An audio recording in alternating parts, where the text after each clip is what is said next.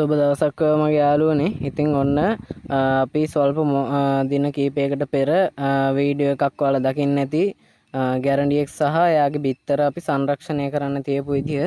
ඉතින් අද 6 වෙනි මාසේ 22 වෙනිදා 2025. ඉතින් ඔයාලට පේනවා ඇති මෙතන තියෙන ලේබල් එක වර්ගය ටියාස් මියෝකෝසා. ඒ කියන්නේ ගැරන්ඩියා. එක්ස් ලේට් ඩේට් කියන්නේ මෙයා බිත්තර දැම්මේ 6 වෙනි මාසේ 18. ඉතින් මෙයාගේ බිත්තර වලින් පැටව එළියට එන දවස තමයි ඔයාලා මේ දකින්නේ 2025 8 වෙනි මාසේ 17 සිට 27 දක්වා දින තමයි වැටලා තියෙන්නේ. ඉතින් දින 60ත් 70ත් අතර ප්‍රමාණයකට තියෙනවා ගැරන්ඩියාගේ බිත්තර.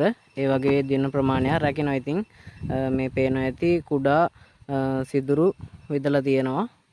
සිදුරු විදලා තියෙන්නේ මේකේ ඇතිවෙන ආර්ද්‍රතාවය පාලනය කරන්න ජල වාෂ්ප බඳින එක පාලනය කරන්න. ඉතින් මේ තියෙනවා ඔයාලට පේනවා ඇති මේ බිත්තර නම් කරලා තියෙන්නේ ඉංග්‍රීසි අකුරු වලින් නම් කරලා තියෙන්නේ පහසු වෙන්න. ඉතින් මේ වලට මේ ප්ලස් මාක් එකක් දාලා තියෙනවා ඔයාලට පේනවා ඇති. අපි එදා බිත්තර රක්වන්න තියද්දින් මාක් එකක් දැම්මා ඔයාලට මතක ඇති. ඒ මාක් එකක් දාලා තියෙන්නේ මේ බිත්තර හැරුණොත් එහෙම අපිට ඒක වෙනස හඳුනා ගන්න පුළුවන් වෙන්න. බිත්තර හැරෙන්න දෙන්න හොඳ නැහැ. උරගයන්ගේ බිත්තර හැරුණොත් එහෙම ගොඩාක් වෙලාවට ඒවල කලල වලට හානි වෙනවා.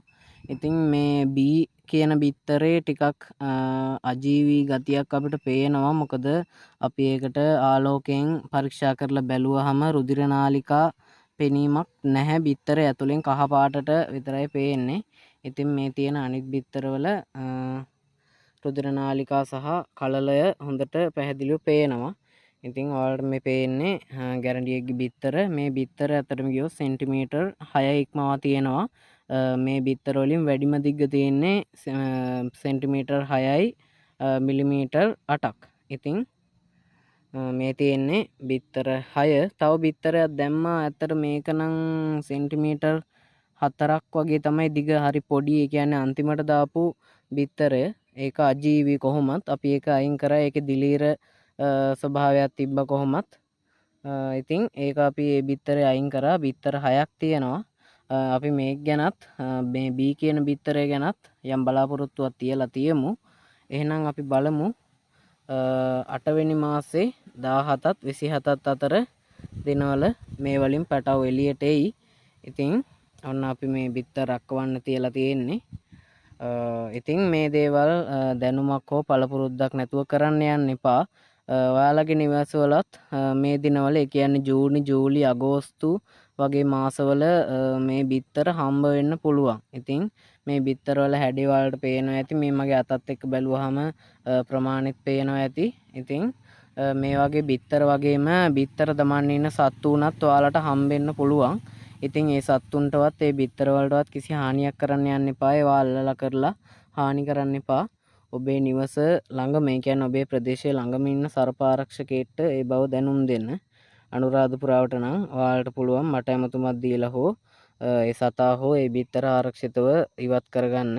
ඉතින් ඒක තමයි කියන්න තියෙන්නේ. අපි බැලුවේ අද රක්වන්න තියෙන බිත්තරවල තත්වය.